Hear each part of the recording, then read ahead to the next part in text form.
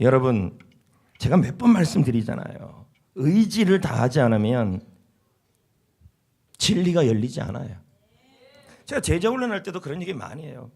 원래 우리 교회 같은 제자 훈련의 형태는 요즘 잘 없습니다. 일반적으로 제자 훈련하는 교회는 다 인터뷰를 통해서 사모하고 의지가 있고 적극적인 사람들만 뽑아서 제자 훈련을 시켜요. 근데 지금 우리 교회는 그렇게 안 해요. 그러니까 제가 많이 힘들어요. 왜냐하면 마음이 안 열려 있는 사람들에게 훈련을 가르치면 말씀이 안 들어가는 게 다 느껴져요. 그래서 제자 훈련이나 말씀을 들을 때도요, 의지를 다하셔야 돼요. 이보세요, 벌써 의지를 안 다하잖아요.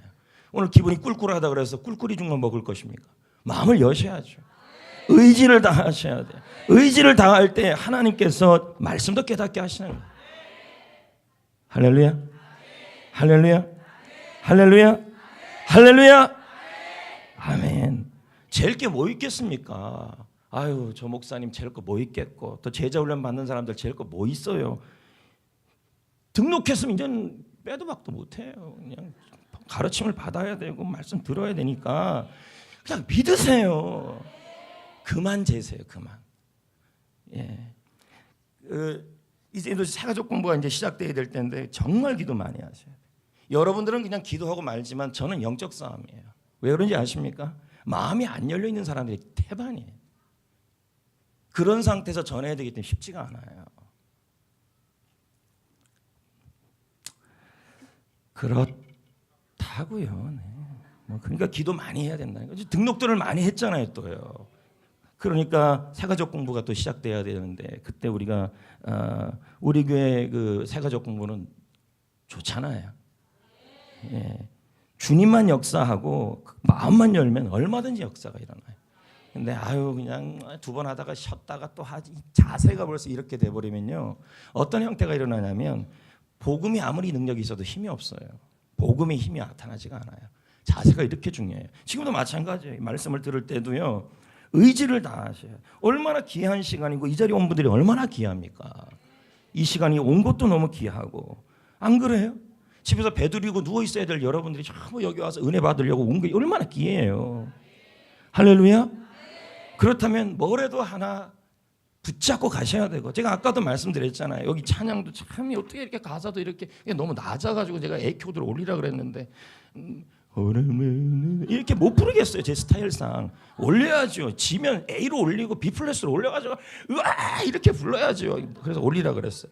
고달픈 삶의 은혜도 무뎌지고, 딱 우리 아닙니까? 은혜까지 무뎌지는 거 아니에요? 그렇지 않아요? 금요일 날은 왜 준비하냐면 주일을 맞이하기 전에 우리의 사라진 은혜를 다시 한번 깨우는 거죠. 그러려면 우리가 아멘도 크게 하고, 우리 기도하러 나온 거 아닙니까? 찬양을. 근데 또 보면 이해도 돼요. 왜냐면 하루 종일 얼마나 열심히 살다가 이 불타는 금요일 날 여기 와 앉아 있으면 또 이해도 되죠. 그러나 여기서 불금을 보내야 될 거 아니겠습니까? 여기까지 왔으니까 할렐루야, 할렐루야, 할렐루야. 크게 한번 아멘 해봅시다. 할렐루야, 아멘, 아멘, 아멘. 이 아멘이라는 단어는 다음 주 설교 시간에 나오겠지만, 이 아멘이라는 단어 의미 자체가요, 어린아이가 엄마 품에 안겨있는 단어예요. 원문이 그런 뜻이에요. 그러니까 아기가 엄마 품에 안길 때 뭔 생각을 그렇게 많이 하겠어요? 안아주면 아멘이죠, 그냥. 그때 나온 어원이 아멘이에요. 원어예요. 에무나에서 나왔어요. 그러므로 여러분, 아멘이라는 단어 자체는 어린아기가 엄마 품에 안기듯이 나는 엄마가 좋아요. 뭔 생각을 해요? 그냥 그 믿음으로 그냥 받아들이는 거죠. 그게 아멘이에요. 아멘. 아멘도 생각하면서 합니까, 여러분?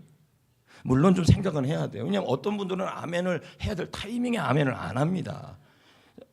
아멘도 생각하면서 해야 되나? 은혜대로 하십시오. 네. 오늘 말씀은 예수님의 비유입니다. 그것도 하나님의 나라에 대한 비유이죠. 본문 18쪽을 보면 하나님의 나라에 대한 얘기가 나오는데, 하나님의 나라는 무엇을 의미하냐면, 하나님의 나라는 하나님의 다스림을 의미해요. 자, 하나님의 나라는 장소의 의미이기 이전에 하나님의 다스림을 하나님의 나라라 그럽니다. 우리는 하나님 나라에 갈 겁니다. 우리는 하나님 나라에 갈 겁니다. 그 나라는 천국인 줄 믿습니다. 죽어서 가는 그 나라인 줄 믿습니다. 그러나 여러분, 하나님의 나라는 죽어서만 가는 것이 아니라 이 땅에서도 이미 우리 가운데 시작된 줄 믿습니다. 지금도 하나님은 여러분을 다스립니다. 지금도 여러분을 통치하십니다. 누가복음 17장 21절 말씀에 예수님께서 다음과 같은 말씀을 하십니다. 읽어보겠습니다. 크게 읽어봅니다. 옆 사람이 애 떨어질 정도까지는 알지만 크게 한번 읽어봅시다. 시작. 또 여기 있다. 하나님의 나라는 어디 있습니까? 하나님의 나라는 어디 있습니까? 하나님의 나라는 어디 있습니까? 하나님의 나라는 여기 안에, 우리 안에 있다는 것입니다. 이미 여러분 안에 하나님의 나라가 시작되었다는 것입니다. 할렐루야. 그러므로 우리는 이 땅에서 이미 천국이 시작된 것입니다. 천국은 무엇일까요? 하나님이 함께 하시고 다스리는 게 천국인 것입니다. 아멘. 지금 상황이 너무너무 힘들어도 하나님이 다스리고 하나님이 통치하시면 그것이 천국이라는 것입니다. 할렐루야. 하나님의 나라는 여러분 안에 시작되었습니다. 이미 시작되었습니다. 위험한 이 세상에 살아간다 할지라도 하나님은 여러분을 다스리시고 있습니다. 그래서 하나님의 나라는 시작된 겁니다. 이런 모습이 어디부터 시작되냐면 에덴 동산에서부터 시작돼요. 에덴 동산에 하나님이 함께 하셨잖아요. 다스렸잖아요. 하나님의 나라 아닙니까? 그래서 천국의 모형 중에 하나를, 하나님의 나라를 에덴 동산이라고 표현합니다. 여러분, 하나님의 나라는 장소적 의미이기 이전에 하나님이 있는 곳이 하나님의 나라예요. 하나님이 다스리는 곳이 하나님의 나라예요. 하나님이 다스리시면 안전합니다. 하나님이 다스리시면 기쁨이 있습니다. 하나님이 다스리시면 평안이 있습니다. 환경이 어떤 일이 있어도 여러분은 평안합니다.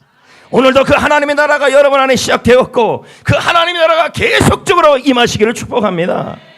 아멘. 여러분, 노아 시대에 홍수가 났나요, 안 났나요? 났지요. 홍수는 심판의 표시였습니다. 그런데 이 노아의 방주 안만 어떻게 됐어요? 안전합니다. 노아의 방주 안에는 기쁨이 있습니다. 노아의 방주 안에는 평안이 있습니다.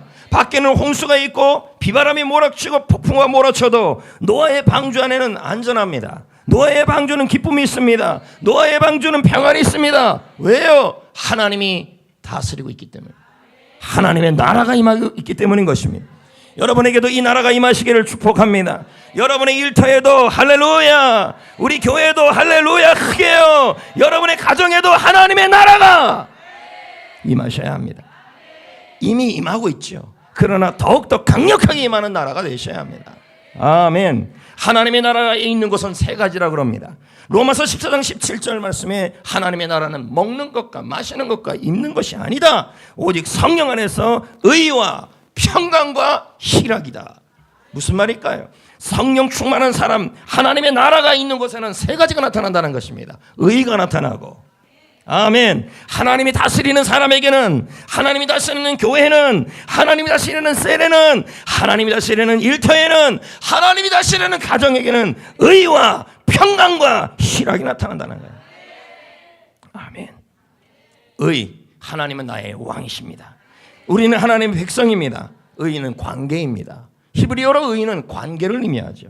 그러므로 여러분, 하나님의 나라가 있는 곳에서는 관계가 있다는 말입니다. 하나님은 나의 왕이시고 나는 하나님의 백성이시고 하나님은 나의 아버지시고 나는 하나님의 자녀이시라는 의 관계가 있다는 거예요. 그래서 나를 다스립니다.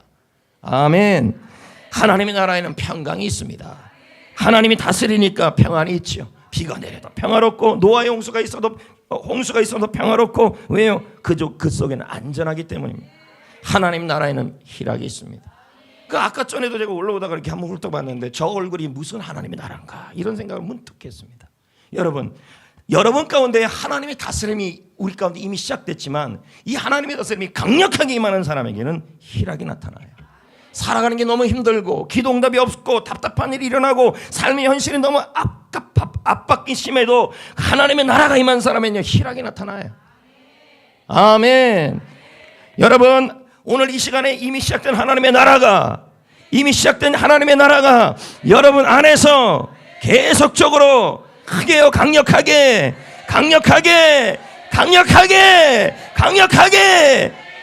임하여야 합니다. 병도 떠나가고 가정의 질병도 떠나가고 하나님이 다스려서 주여 우리 남편을, 우리 아내를, 우리 아이들을, 우리 세론을, 우리 일터를 하나님의 나라가 임하게 하여 주옵소서. 강력하게 지금 이 시간에 임하게 하여서 다스려 주옵소서.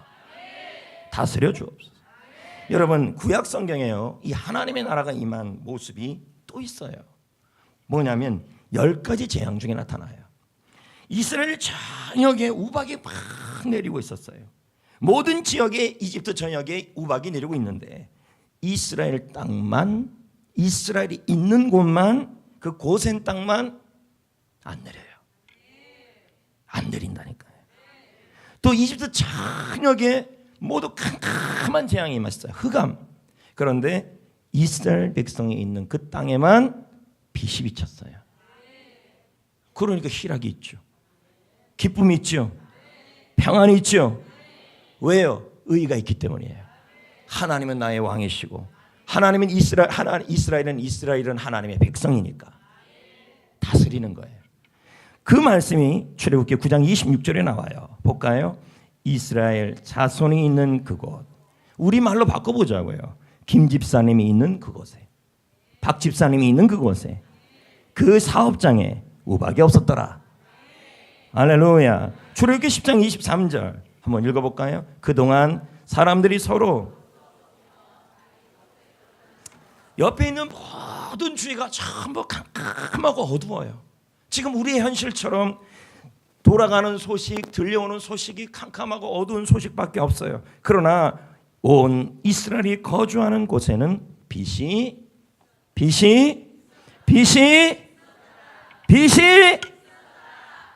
임하는데 어떻게 얼굴이 어두워요? 빛이 임하는데 어떻게 마음이 평안하지 않겠어요? 아멘, 아멘, 아멘. 하나님의 나라가 고센 땅에 임했던 것이죠. 그래서 거기만 우박이 없고 거기만 빛이 있었고 거기만 흑암이 떠나갔어요. 왜요? 하나님이 다스리고 있었기 때문에. 우리에게도 하나님의 나라가 임하고 있습니다. 하나님이 다스리고 있습니다. 그러므로 우리 주위에도 수많은 일들이 일어나고 온 세상이 캄캄해져도, 그리고 일이 안 풀리고 되어지는 일이 안 되고 사방팔방을 봐도 왜 이렇게 일이 안 되는 일이 많아도 하나님이 다스려야 합니다. 이미 하나님 나라는 시작됐습니다. 근데 왜 예수님은 나라가 임하옵시오며 기도해라 그럴 거예요. 예수님이 가르쳐준 주 기도에 보면 나라 그 다음 해주세요. 나라 뭐 해달래요? 이미 하나님의 나라는 시작됐지만 우리가 기도해야 그 하나님의 나라가 강력하게 역사한다는 말이에요. 기도하셔야 돼요. 뭐라고요? 그냥 기도가 아니에요. 주여 나에게 하나님의 나라가 강력하게 임하게 하여 주옵소서. 하나님의 다스림이지요. 주여 나의 삶에 하나님의 나라가, 주여 나의 일터에 하나님의 나라가, 주여 나의 인생에 하나님의 나라가, 주여 우리 가족의 하나님의 나라가, 하나님의 나라가, 하나님의 나라가, 우리 교우들 중에 병원에 있는 사람들에게 하나님의 나라가, 할렐루야, 하나님의 나라가 임하게 하여 주시옵소서. 하나님이 다스립니다. 하나님이 통치하십니다. 하나님이 붙잡습니다. 하나님이 붙잡아 주십니다. 하나님이 통치하십니다. 하나님이 일하십니다. 하나님이 일하셔야 돼요. 우리가 일을 하다 보면요, 특히 직장생활 하시고 사업하시는 분들도 마찬가지고 또 교회 하시는 분도 마찬가지예요. 아무리 열심히 해도 내가 안 되는 그 이상이 꼭 있어요. 그렇기 때문에 하나님의 나라가 임해야 돼요. 할렐루야, 할렐루야. 제가 한번 선포할 때니 여러분도 아멘을 크게 해보세요. 하나님, 나의 인생에 하나님의 나라가 임하게 하여 주옵소서. 어둠이 떠나가게 하여 주옵소서. 고통이 떠나가게 하여 주옵소서. 문제가 해결되게 하여 주옵소서. 하나님이 일하여 주시옵소서. 아멘 한 사람들만 그렇게 될 줄 믿을 거예요. 그럼 아까는 왜 여러분 아멘 안 했어요? 몇 번 제가 잘 쓰는 유머 있잖아요. 목욕탕에서만 때를 빼지 말고 예배 시간에도 때를 잡아라. 아멘의 때를 놓치지 말란 얘기죠. 이게 좀 웃기는 얘기인데 너무 심각하게 아멘을 하셔서, 목욕탕에만 때가 중요한 게 아니라 때 이거 있잖아, 지렁이 같이 나오는 때, 그것만 중요한 게 아니라 예배 시간에도 타임이 중요하다. 알아들었어 이 타임을요? 수준이 있는 국제적 성도네요. 할렐루야.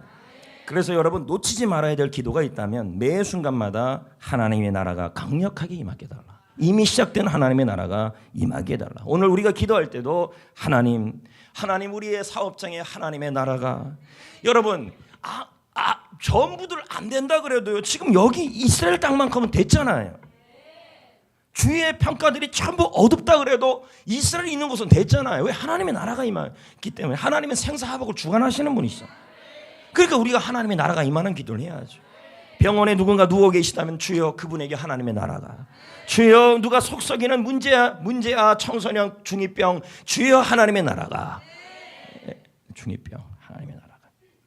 어저께 그 경찰들하고 식사를 했는데 여청과 뭔지 알아요? 여성 청소년과. 청소년들하고 제가 물었어요. 중이병 애들이 어때요? 그랬더니 새학기가 너무 싫대요. 여청과에서. 이 청소년들이 그냥 폭력. 주여 청소년들에게 하나님의 나라가 임하게 하여 주옵소서. 아멘. 아멘. 여러분의 게스트에게도 하나님의 나라가. 그런데 여러분, 이 하나님의 나라, 하나님께서 이 하나님의 나라를 먼저 여러분에게 주셨다는 거죠. 이 하나님의 나라는 죽어서 가는 것만이 아니라 이 땅에서 시작됐어요. 빈들이나 초막이나 그 어디나. 이 찬양 몰라요? 할렐루 초막이나 그 어디나 뭐예요? 왜요? 왜 그 어디나 하늘나라예요? 주님이 다스리시니까. 아멘. 근데 오늘 말씀에 보면 겨자씨 비유로 이걸 설명하고 있어요. 오늘 말씀 19절 말씀에 보면 하나님의 나라는 채소밭에다가 겨자씨를 심은 것 같다 그래요. 웃기지 않아요? 여러분이 지금 저는 웃겨요. 왜 웃기냐면 여러분 겨자씨는요 채소밭에 심을 이유가 없어요. 왜 그런지 아십니까? 겨자씨는요 갈릴리 지역에 지천에 깔려 있는 게 겨자예요. 겨자 풀이고요. 그러므로 가장 흔한 이 풀이 뭐냐면 겨자예요. 그러니까 굳이 우리가 봄이 되면 들의 산에 피는 게 뭐예요? 쑥. 또 뭐 있어요? 그걸 굳이 밭에다 심어요? 그냥 놔도 나는 거예요. 근데 겨자씨가 그렇다는 거죠. 이스라엘 백성들에게 갈릴리 지역에 이 겨자는 가장 흔한 냉이 같은 존재예요. 더 흔한 진달래 같은 존재예요. 굳이 이것을 채소밭에다 심을 이유가 없어요. 그런데 농사를 좀 아는 분들이 예수님이 말한 이 19절 말씀을 들었다 그러면 갈릴리 지역의 농부들이 예수님이 이 비유를 향하여 비웃었을 거예요. 예수님 무슨 말도 안 되는 지금 비유를 하고 계십니까? 뭐 저렇게 흔하고 지천에 깔려 있고 그렇게 대수롭지 않은 그 겨자씨를 왜 그 귀한 땅에다가 심습니까? 이렇게 난노하는 거죠. 그 땅에다가는 겨자를 심을 게 아니라 인삼이나, 할렐루야? 이건 아멘은 아닌데 인삼이나 또 귀한 작물 있잖아요. 농사를 몰라서 손 떨기 전까지 빨리 좀 해주세요. 밭에다 심는 거 뭐예요? 고추보다 더 심각한 거예요. 더 좋은 거예요. 인삼, 장내삼, 뭐 이런 걸 밭에다가 그런 거 심으면 수익이 나요, 안 나요? 겨자는 심을 이유가 없어요. 굳이. 왜요? 갈릴리 곳곳에 흔한 나무, 이 채소가 이 겨자예요, 나물이요. 그러니까 당시 입장에서 본다면 이 농부의 입장에서 본다면 겨자를 그 귀한 밭에다가 기경한 옥토에다가 심는다는 것은 농부들이 바라보면 그 사람을 향하여, 그 농사꾼을 향하여 농사도 모르는 사람이라고, 바보짓이라고 손가락질하는 거예요. 언제든지 마음만 먹으면 가서 꺼져올 수 있는 흔한 게 겨자예요. 근데 그 겨자를 가져도 그 겨자씨를 가져다가 어디에요? 인삼 심을 땅에다가 심었다는 얘기예요. 지금요. 예수님이 지금 그렇게 하겠다는 거예요. 하나님의 나라는 채소밭에다 겨자씨를 심은 것과 같다. 도무지 말도 안 되는 얘기를, 이 비유를 지금 하고 있는 거예요. 바보가 아니라면 이런 겨자씨를 자신의 밭을 갈아다가 거기다가 겨자씨를 심는다는 것은 절대로 농사 잘하는 사람은 안 할 일이에요. 왜요? 그냥 나가도 냉이는 있어요. 그냥 나가도 쑥은 있어요. 그렇기 때문에 굳이 안 해도 돼요. 근데 예수님이 지금 뭐라 그러냐면 하나님의 나라는 채소밭에다가 흔하디 흔하고 아무 쓸데도 없고 그냥 지천에 깔려있는 잡초 같은 겨자씨 같은 그 존재들을 그 귀한 밭에다가 심은 것 같다는 거예요. 여기에 은혜가 있다는 거예요. 지금 알고 아멘 했는지 어떤지 모르겠지만 아멘이라는 거죠. 여러분, 여기서 이 겨자씨는 우리예요. 우리. 세상적으로 보면요, 저보다 여러분보다 훨씬 더 나은 사람들이 많아요. 안 그렇습니까? 똑똑한 사람도 많고요, 건강한 사람도 많고요, 맞지 않아요? 그리고 명예가 높은 사람도 많고요, 우리보다 더 착한 사람도 인정하세요. 많아요. 많아요, 안 많아요? 그런데 하나님은 이런 우리를 하나님의 나라에 심으신 거예요. 하나님의 백성으로 삼으셨어요. 그런 다음에 하나님이 나를 뭐해요? 다스리겠다고 하죠. 이걸 뭐라 그래요? 이건 은혜예요. 무조건적 은혜예요. 저와 여러분 또 우리 모두는 이 겨자씨처럼 평범할 수도 있고 아니면 평범함을 떨어져서 너무 나약할 수도 있다는 거죠. 그런 연약한 자를 하나님은 그 연약한 겨자씨를 가져다가 여기 이 채소밭에 심을 이유가 없는데 거기다가 심었다는 거죠. 이건 뭐예요? 하나님의 나라는 이와 같다는 거죠. 그래서 하나님의 나라를 이런 겨자씨 같은 연약한 자들에게서 하나님의 나라를 시작시켰다는 거예요. 나같이 약한 자, 병든 자, 부족한 자, 이런 자에게 하나님은 뭐예요? 하나님의 나라를 임하게 하셔서 하나님의 나라를 임하게 하셔서 이런 연약한 자이지만 하나님의 은혜로 나를 다스리기 시작했다는 말이에요. 그래서 나를 안전하게 하시고 나를 기쁨해 주시고 나에게 평안을 주시고 나에게 빛을 비춰주시고 나를 지켜주셨다는 말이에요. 이게 감사라는 거죠. 아멘. 만약에 하나님께서 예수님께서 이 비유가 아니라 겨자씨가 아니라 인삼 씨앗을 좋은 밭에 심는 비유를 했다면 이 말씀이 하나님의 나라 비유가 될 수가 없어요.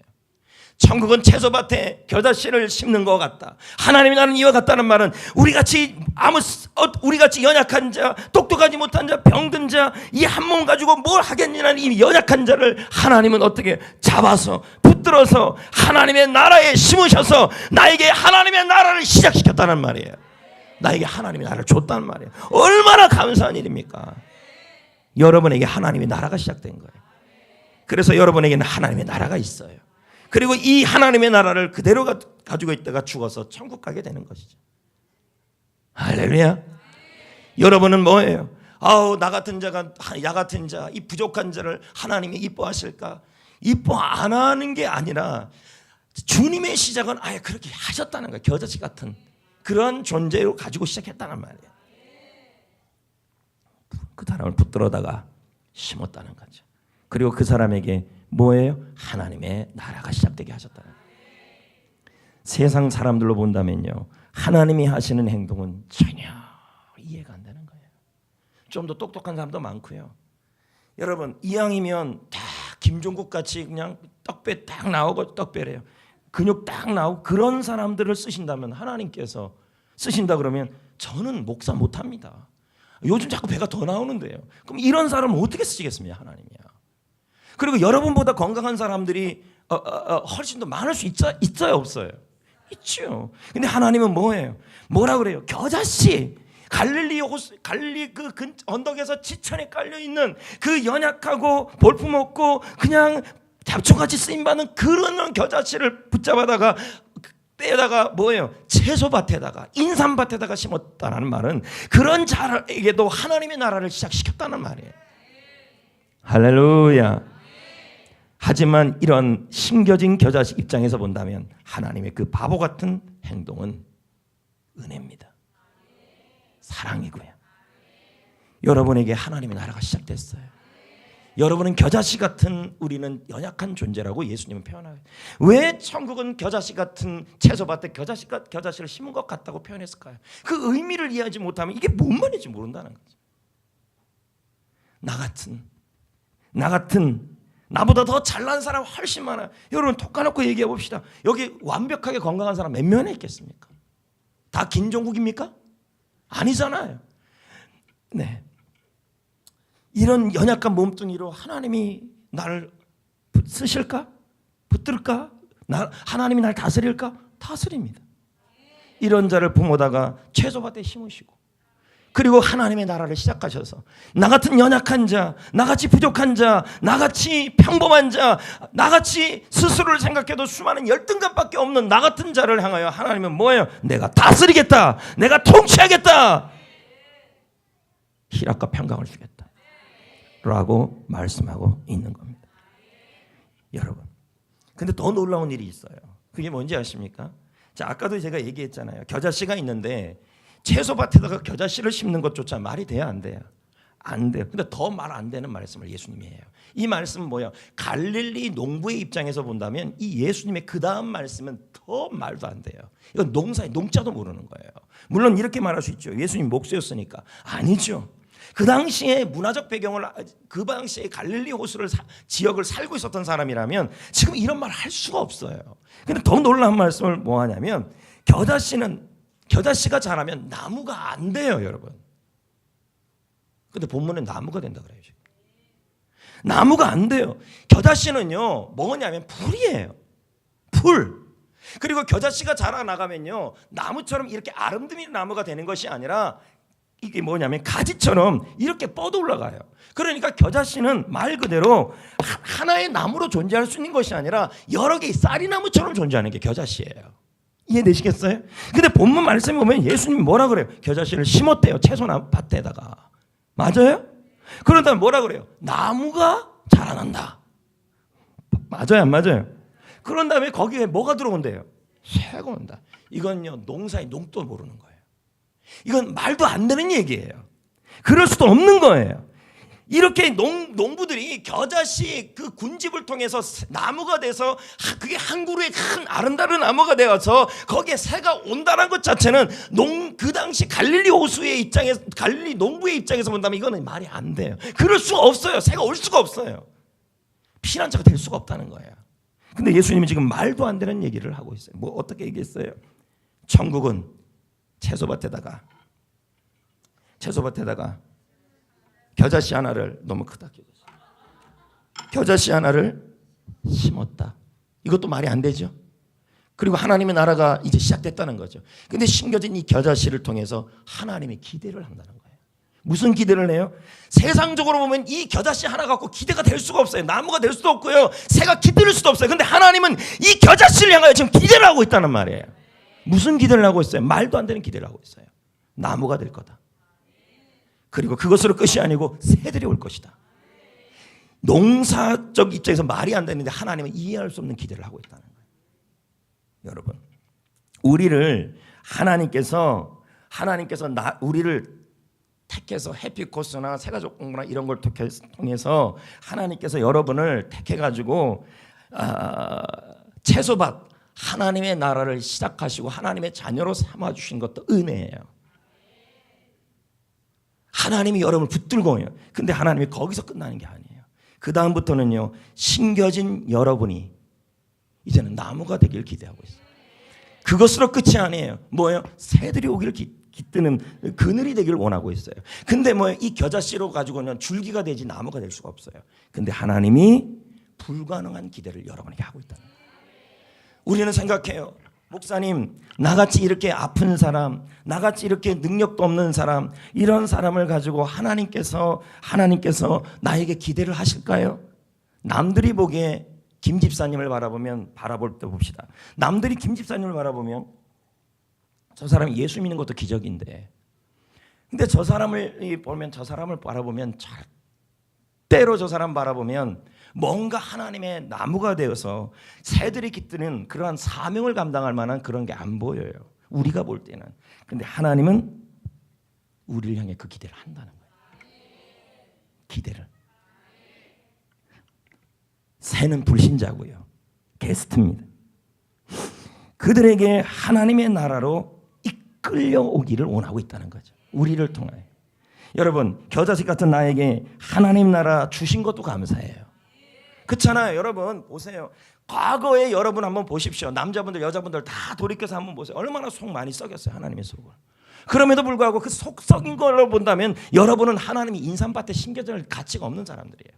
근데 하나님은 어떻게 은혜로 은혜로, 하나님의 은혜로 여러분을 하나님의 나라에 심으시고 천국을 주시고 다스리게 하여 주시고 이 땅에서도 어떤 위험 속에서도 여러분을 통치하시고 다스리게 하셨어요. 근데 거기서 끝이 아니라 그렇게 심겨준 나, 이 연약하고 불쌍한 그 병든 나를 향하여 하나님은 또 기대를 하고 있다는 거예요. 남들이 보기에는 송명희 시인과 이시선 자매는 교통사고를 당하고 뇌성마비 장애인이고 저 사람에게 어떤 기대를 할 수 있을까 생각했는데도 하나님은 송명희 시인에게 기대를 하셨다는 거예요.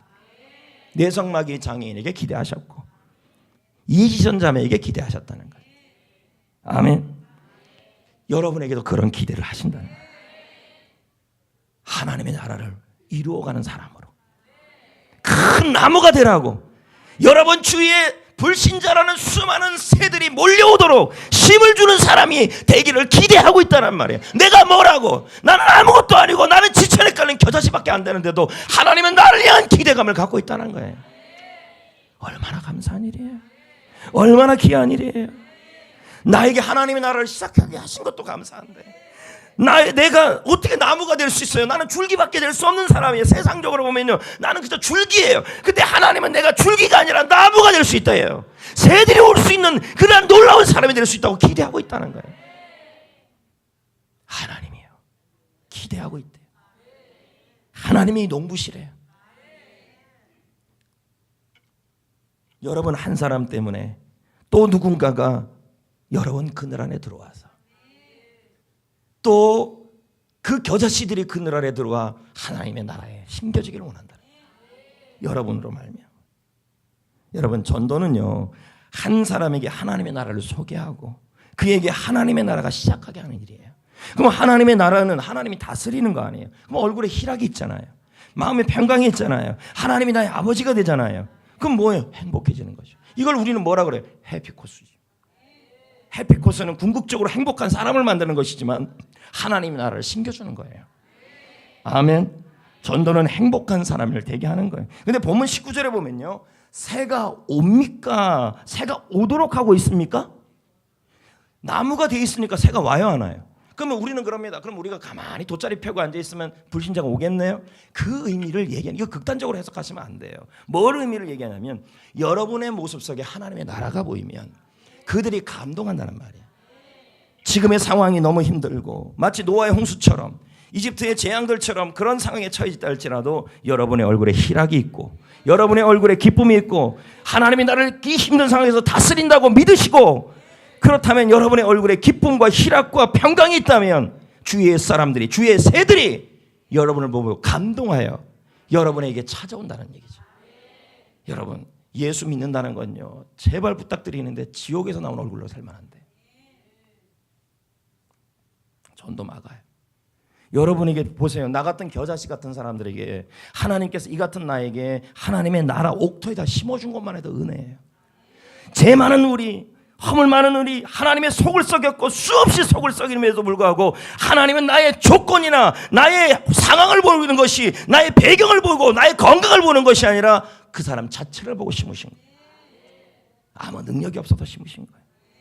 그리고 하나님의 나라를 시작한 거예요. 이 모습을 어디에서 한 번 더 설명하냐면 누룩 비유로 설명해요. 우리가 읽었어요. 21절에 뭐라고 하냐면 여자가, 천국은, 하나님의 나라는 여자가 가루 사말 속에 누룩을 넣어 부풀리게 하는 것이다. 이것도 틀린 말이에요. 왜요?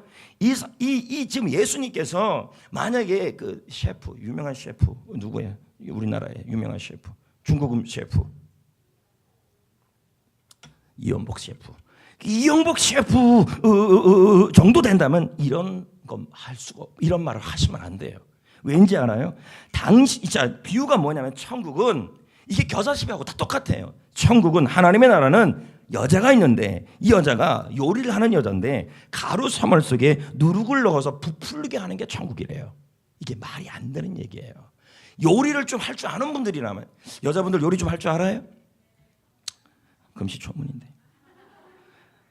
근데 이게 말이 안 되는 얘기예요. 왜 그러냐 한번 들어보세요. 고대의 누룩은, 지금 예수님 당시의 누룩은 일반적으로 빵을 말려서 만든 거예요. 그럼 누룩이 아니에요. 그러면 발효 능력이 거의 없어요. 그래서 미시나에서 이런 말까지 나와요. 여리고에서 예루살렘까지 왕복하면 누룩이 발효될 수도 있다. 이게 무슨 말이냐면 거리가 4일 걸려요. 그러면 누룩을 가지고 밀가루에 누룩을 넣는다는 말은 무슨 말이냐면, 부풀린다는 말은 누룩은 부풀 능력이 거의 없다는 능력이에요. 그렇기 때문에 요리사가 이 사실을 안다면 이건 바보 같은 비유예요. 근데 이 비유가 겨자씨 비유라는 거예요. 왜 그러냐면 하나님이 지금 말씀하시기를, 하나님은 그 누룩을 가루로 만들어 가지고 어디다가요? 밀가루에 넣겠다는 거예요. 그 귀한 밀가루에다가. 그래가지고 뭐예요? 부풀어 오르기를 기대하고 있다는 말이에요. 그럴 수가 없어요. 될 리가 없어요. 왜요? 그 누룩은, 당시의 누룩은 발효 능력이 없어요. 근데 이게 하나님의 나라래요. 무슨 말일까요? 우리가 이 누룩이에요, 여러분. 예수님의 비유에서. 그러면 우리는요, 발효 능력이 없을 정도로 약할 수가 있어요. 우리는 능력이 없다고 느낄 때가 있어요, 없어요? 부족하다고 느낄 때 있어요, 없어요? 해피코스 할 때 어떤 사람에게는 송팀, 어떤 사람의 만나팀, 우리 또 제가 이 만나팀은 조명희 권사님께 이번에 또 시켰는데, 그 조명희 권사님 같은 경우는 제가 들어보니까 눈물이 나요. 땀이에요, 네. 눈물이 나요.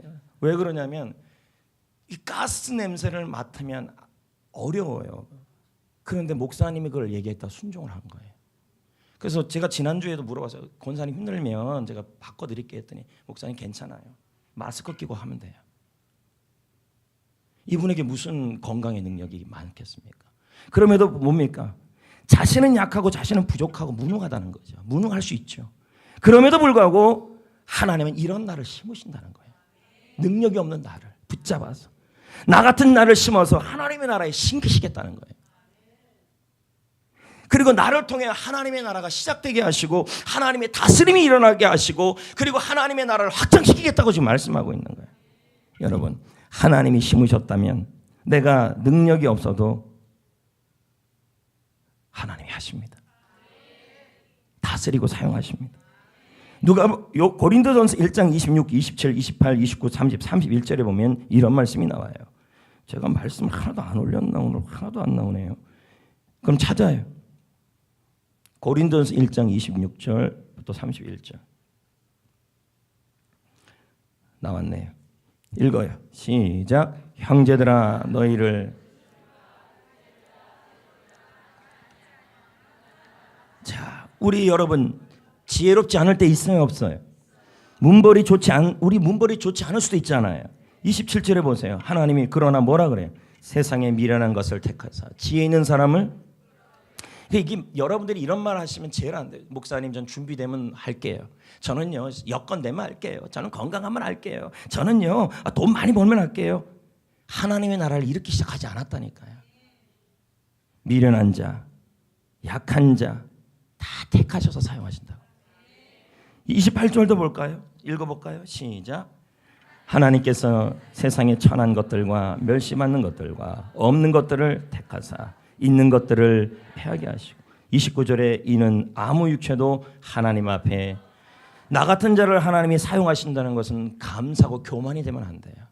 감사하셔야 된다. 30절에 너희는 하나님으로부터 나서 그리스도 예수 안에 있고 예수는 하나님부터 나와서 우리에게 지혜와 의로움과 거룩함과 구원함이 되셨으니 31절 자랑하는 자는 주님 안에서만 자랑해라.